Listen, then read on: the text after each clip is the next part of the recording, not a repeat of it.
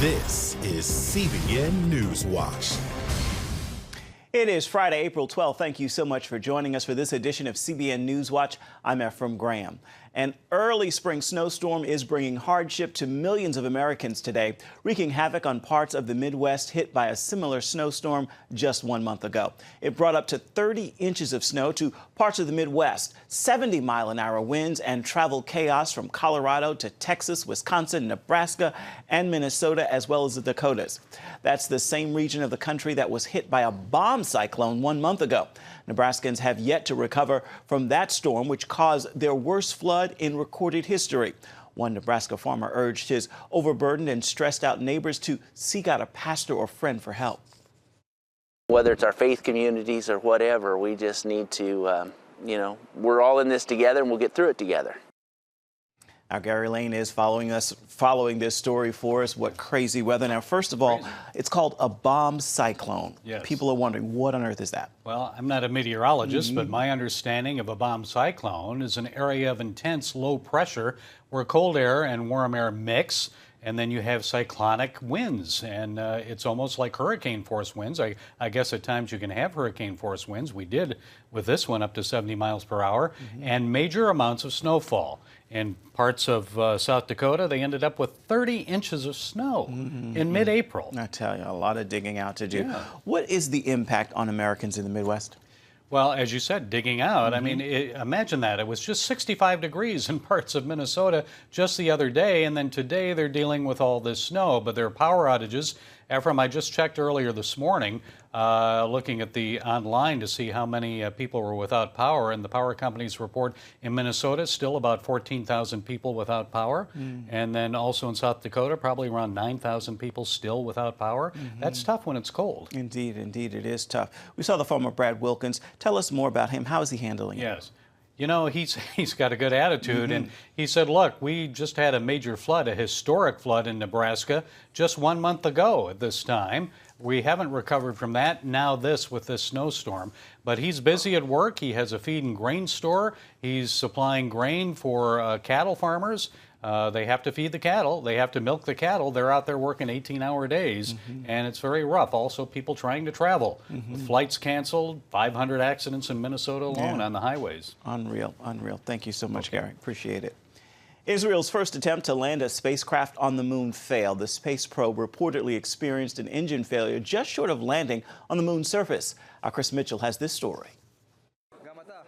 Before the final descent of the spacecraft, these Israeli pioneers hoped for success. 8.5 years in the making, so many engineers, both in Space IL, Israel Aerospace Industries, donors, supporters, volunteers, and it's all coming down to this. This baby here is going to get to the surface of the moon.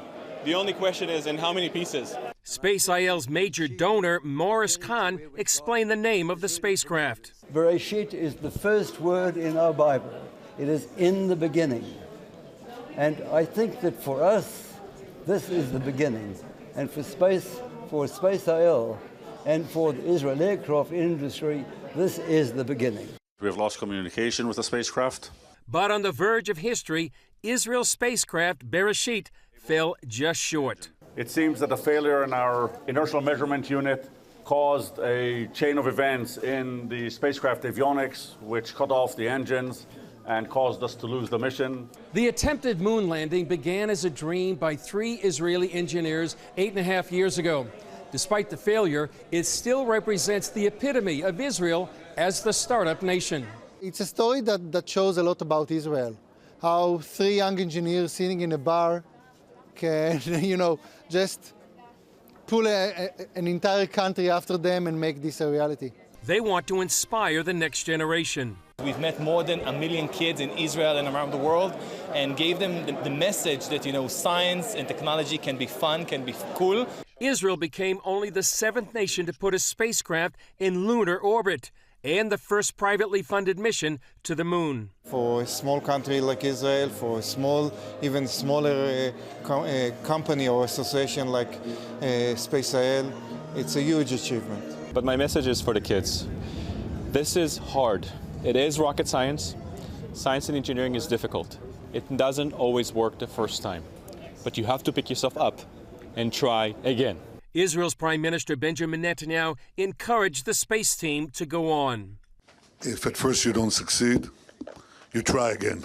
The spacecraft carried a nano copy of the Bible on board, and before its final descent, the spacecraft took a selfie with a banner that read, "Small country, big dreams." Chris Mitchell, CBN News, Israel Space Center.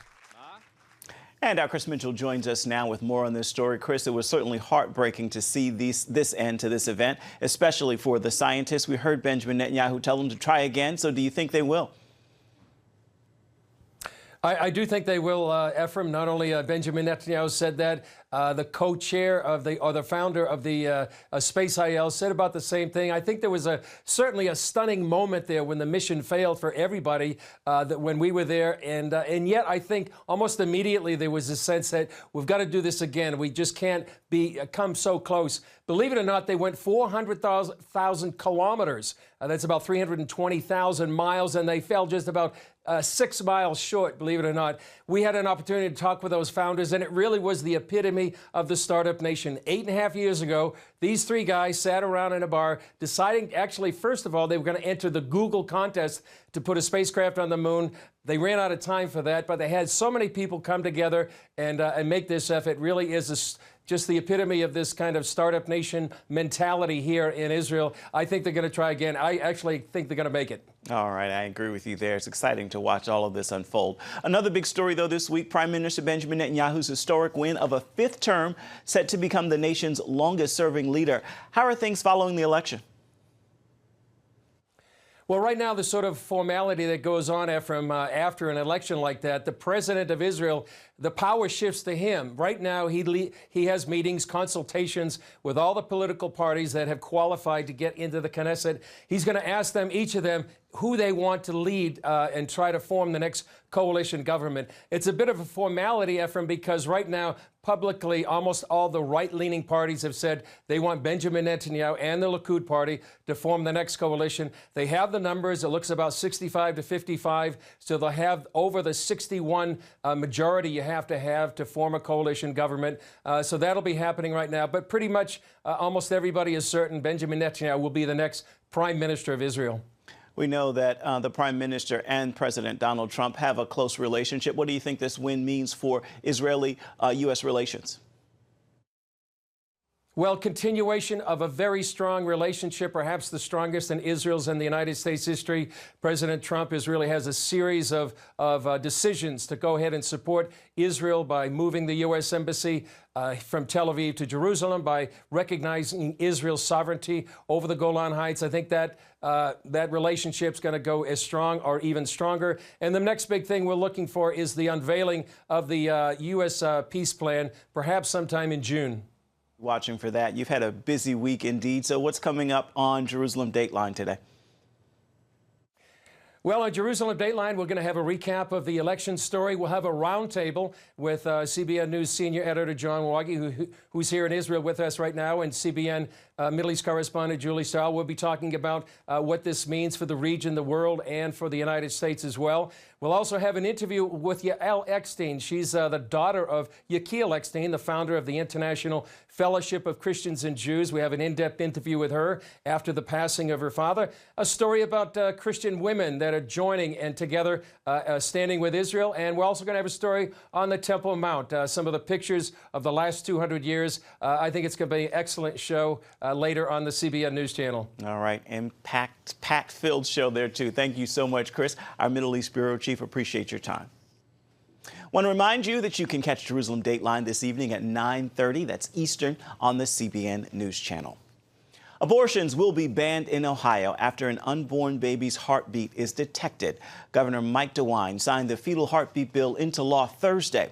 It's a victory for pro-life groups who've wanted this for a long time. But the American Civil Liberties Union of Ohio is already preparing a constitutional challenge to the law on behalf of 4 abortion clinics in the state. The president of Ohio Right to Life says the heartbeat bill is the next incremental step in its strategy to overturn Roe v. Wade. That is the 1973 Supreme Court decision which legalized abortion nationwide. Planned Parenthood's phone number could soon be on basically every California student's ID from ages 12 to 24. A bill requiring a sexual or reproductive health hotline to be on the IDs just passed out of committee. SaveCalifornia.com's Randy Thomason says the Supreme Court actually ruled in 2018 against compelling support of pro-abortion messages. But neither the U.S. Constitution nor the decision of the U.S. Supreme Court matter to Planned Parenthood's abortionists or their bought and owned politicians. They want free advertising for new abortion customers as young as 12 years old. Thomason says the sponsor of the bill, Assemblyman Jesse Gabriel, received a Planned Parenthood endorsement and a $4,400 campaign contribution. Coming up, major elections underway in Indiana and what it could mean for persecuted believers in Christ there. Stay with us.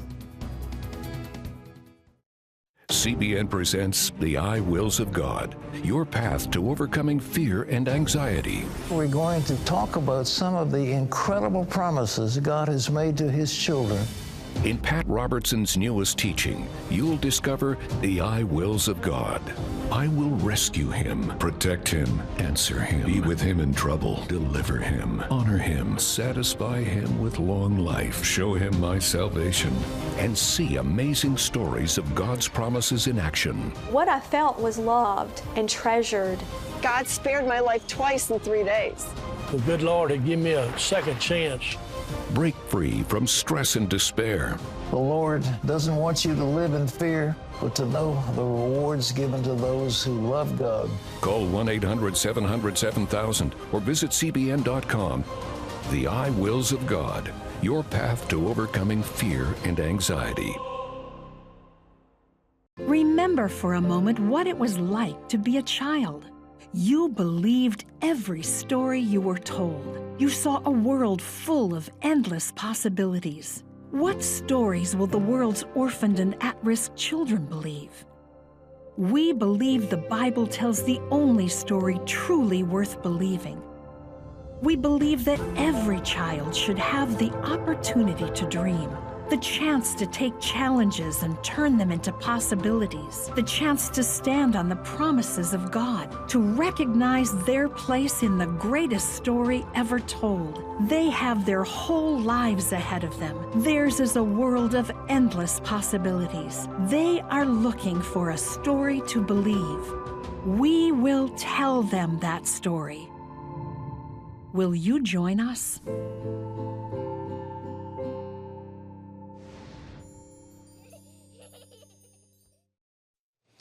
India's biggest election is underway. Incumbent Prime Minister of Narendra Modi's Hindu-led party faces a stiff challenge from Rahul Gandhi's Congress Party. Some 900 million voters will head to the ballot box over the next several weeks. CBN's George Thomas tells us there's been a rise in persecution against Christians under Modi's Hindu nationalist BJP party.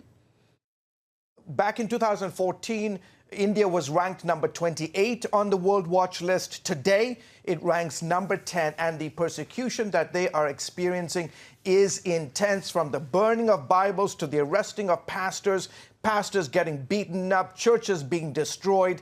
It is a mammoth assault against believers. Why? Because as you see these images on your screen, Hindus are embracing Jesus Christ, and that message of acceptance, that message of worth in the eyes of God is so revolutionary, and it is changing the hearts and minds of so many people. And you can learn more about the persecution of India's Christians at our webpage, and of course that's cbnnews.com. A military junta is in charge of Sudan after overthrowing dictator Omar al-Bashir. This comes after nearly 4 months of protests against Bashir's rule. Sudan's defense minister says free and fair elections will be held in 2 years. A state of emergency has been imposed for the next 3 months. The military suspending the constitution, closing borders and airspace. CBN's Gary Lane says the protesters don't want military rule. They want elections right away. They don't want the military in control. They would like a civilian board to oversee the transition to free and fair elections. And unless, Mark, there is pressure from the international community on this military regime now that has imposed emergency law on the country. I was going to say martial law, but it's like martial law. Unless there's pressure on them, they're not going to back down. But if there's international pressure, they may agree to have elections sooner than 2 years. Bashir is wanted by the International Criminal Court for human rights violations in Darfur. The military leaders say he won't be turned over to the ICC. Still ahead, how an identity crisis in Canada with a move toward being a post-Western culture and nation could have a serious impact on the United States. CBN presents The I Wills of God, your path to overcoming fear and anxiety. We're going to talk about some of the incredible promises God has made to His children. In Pat Robertson's newest teaching, you'll discover the I wills of God. I will rescue him, protect him, answer him, be with him in trouble, deliver him, honor him, satisfy him with long life, show him my salvation, and see amazing stories of God's promises in action. What I felt was loved and treasured. God spared my life twice in 3 days. The good Lord had given me a second chance. Break free from stress and despair. The Lord doesn't want you to live in fear, but to know the rewards given to those who love God. Call 1-800-700-7000 or visit CBN.com. The I Wills of God, your path to overcoming fear and anxiety. Remember for a moment what it was like to be a child. You believed every story you were told. You saw a world full of endless possibilities. What stories will the world's orphaned and at-risk children believe? We believe the Bible tells the only story truly worth believing. We believe that every child should have the opportunity to dream, the chance to take challenges and turn them into possibilities, the chance to stand on the promises of God, to recognize their place in the greatest story ever told. They have their whole lives ahead of them. Theirs is a world of endless possibilities. They are looking for a story to believe. We will tell them that story. Will you join us?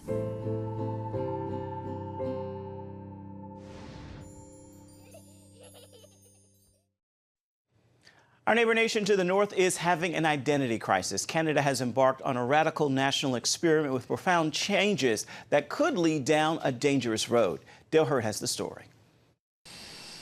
When Canadian Prime Minister Justin Trudeau says his country is a post-national state and has no core identity, no one should be surprised when some start asking if Canada is even a country.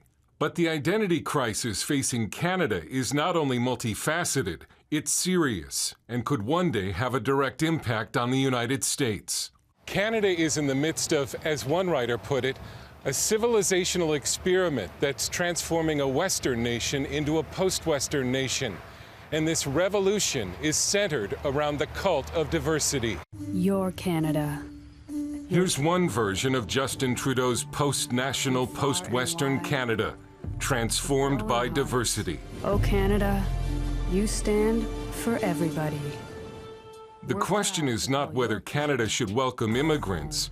The question, according to Toronto Sun columnist and SiriusXM Canada host Anthony Furey, is whose values should win the day.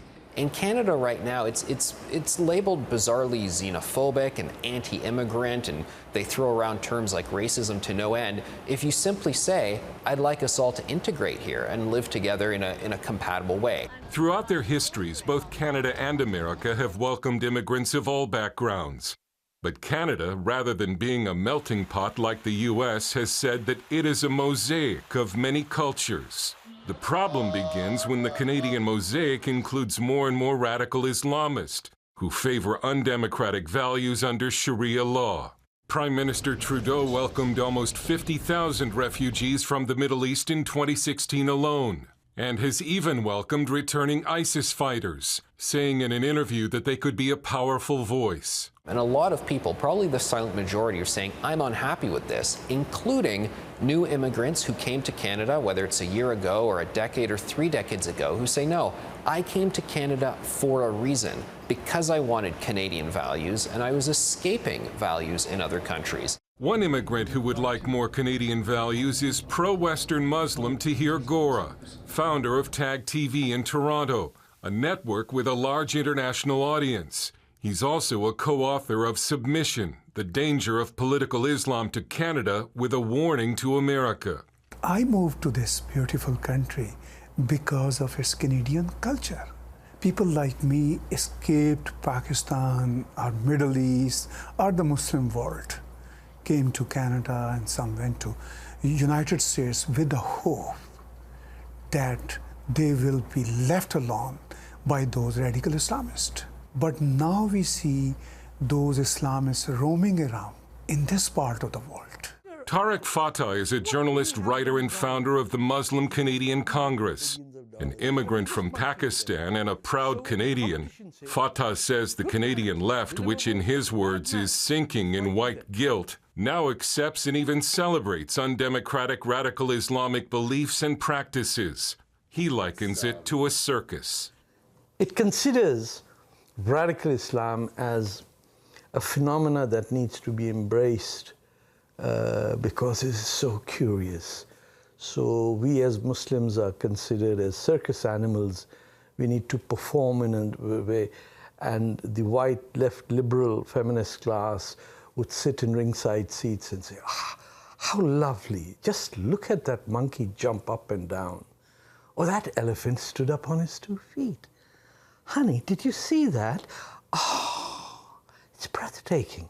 Another facet of Canada's identity crisis can be seen in the growing trend of what are called land acknowledgements. We want to begin by acknowledging the traditional territory of the neutral Anishinaabe and Haudenosaunee peoples on which Wilfrid Laurier University's campuses sit. Land acknowledgements are recited daily on campuses and in schools across Canada, and they essentially declare that Canada is an occupier. We respectfully acknowledge the territory in which we gather as the ancestral homelands of the Beothuk and the island of Newfoundland, as the ancestral homelands of the Mi'kmaq and Beothuk. These continue even though a poll this year found that most Canadians do not believe Native peoples should have a special status and that the government should stop apologizing for past wrongs. The culture that is under fire here is traditional Canadian Christian culture. Ottawa resident Alexandra Belair grew up behind the Iron Curtain in communist Czechoslovakia, and she sees some disturbing parallels between life under communism and life in politically correct Canada. What do you say to someone who says, that's preposterous, I can say whatever I want in Canada? How can you compare it to the Soviet world? But you can't say anything you want. Because I was a daughter of a political dissident, teachers would take the time to berate me and say bad things about me in front of the whole classroom, because that way they were proving they weren't showing favoritism to the dissident's daughter, right? Now my friend's daughter was in school and she was being shamed for being too Christian. How's that different? How is that different? She was being shamed for feeling very patriotic Canadian. How is that different from being shamed for being a dissident's daughter? There's a saying here that the world needs more Canada. But if current trends continue, the world is going to get less of Canada, as Canadian identity is swallowed up in a left-wing multicultural experiment. Dale Hurd, CBN News, in Toronto and Ottawa. CBN presents The I Wills of God, your path to overcoming fear and anxiety. We're going to talk about some of the incredible promises God has made to His children. In Pat Robertson's newest teaching, you'll discover the I wills of God. I will rescue him, protect him, answer him, be with him in trouble, deliver him, honor him, satisfy him with long life, show him my salvation, and see amazing stories of God's promises in action. What I felt was loved and treasured. God spared my life twice in 3 days. The good Lord had given me a second chance. Break free from stress and despair. The Lord doesn't want you to live in fear, but to know the rewards given to those who love God. Call 1-800-700-7000 or visit CBN.com. The I Wills of God, your path to overcoming fear and anxiety. Remember for a moment what it was like to be a child. You believed every story you were told. You saw a world full of endless possibilities. What stories will the world's orphaned and at-risk children believe? We believe the Bible tells the only story truly worth believing. We believe that every child should have the opportunity to dream, the chance to take challenges and turn them into possibilities, the chance to stand on the promises of God, to recognize their place in the greatest story ever told. They have their whole lives ahead of them. Theirs is a world of endless possibilities. They are looking for a story to believe. We will tell them that story. Will you join us?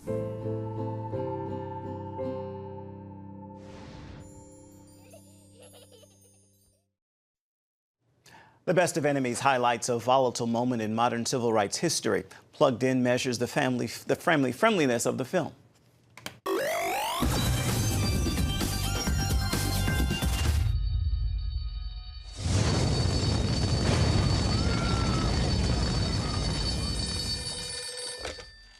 And Atwater. Based on a true story, The Best of Enemies centers around the unlikely relationship between Ann Atwater and C.P. Ellis. Where are we gonna go to school now? I'm gonna find you somewhere real nice to go. It's an unlikely relationship because Ann Atwater, otherwise known as Roughhouse Annie, is an outspoken, hard-hitting black civil rights activist. And on the other hand, C.P. Ellis is a local Ku Klux Klan leader, an outspoken racist. All the better is you don't get in my way. Well, I'm gonna get in your way.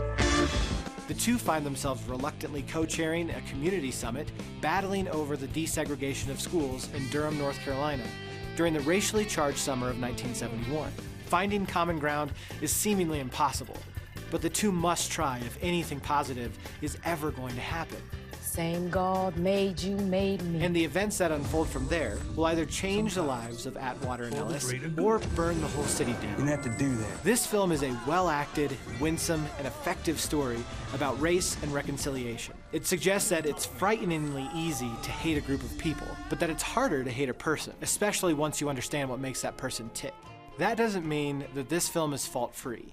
The dialogue is inflected with profanity, and there are uncomfortable conflict-filled scenes, to be sure, but keeping those issues in mind, this movie serves its thoughtful purpose well. That's just what I do, CP. You know that, that's just what I do. So I'll give The Best of Enemies a 3 out of 5 for family friendliness. For an in-depth review on this film, or anything else at your local theater, visit us at PluggedIn.com. Plugging you into the movies, I'm Jake Roberson for Focus on the Family's Plugged In Movie Review. Time for your Friday Faithful, and today I leave you with this thought, especially as we move so much closer to the Easter holiday. The love of Christ pursued you all the way to Calvary and the cross, and then back to heaven at the right hand of the Father. There is no greater love. With that word, have a fabulous Friday and a wonderful weekend indeed. That will do it for this edition of CBN NewsWatch. Remember, you can always get more on the issues you care most about at cbnnews.com. And you can watch CBN News programs anytime throughout the day on the CBN News channel. We'd love to know what you think about the stories you've seen here today or any day. You can email us, newswatch@cbn.com. And of course, you can reach out and touch us on Facebook, on Twitter, as well as Instagram. Hope you'll join us again right here next time. Goodbye, everybody, and God bless.